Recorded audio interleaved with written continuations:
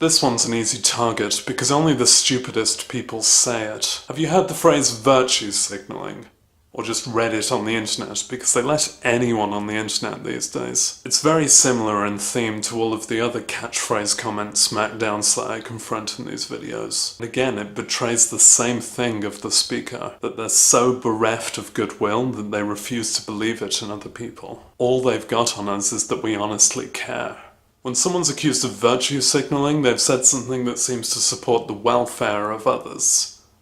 That's it, that's the common thread. And apparently doing so is an artificial demonstration of one's own virtue rather than just having virtue.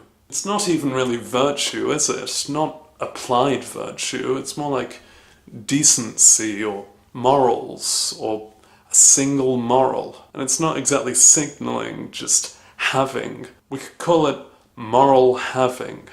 Imagine that. I think it's quite telling when someone's accused of virtue signaling. I think the accuser is tacitly admitting that their opponent's stand is relatively virtuous, and they themselves are far too stubbornly regressive to ever possess a virtue to signal. The resistance to progress there feels quite American to me. American culture's spirit of implied individualism rejects notions of ever helping others. Virtue is denied and replaced by... I can't think of anything, it's just a virtue void.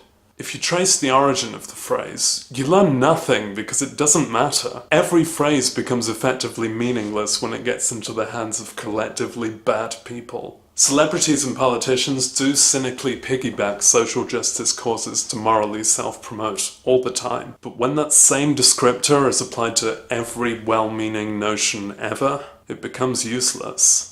Well, useless except for quickly recognizing the person who used the phrase as a total jerk. By accusing someone of virtue signaling, they themselves are jerkitude signaling. Write that down.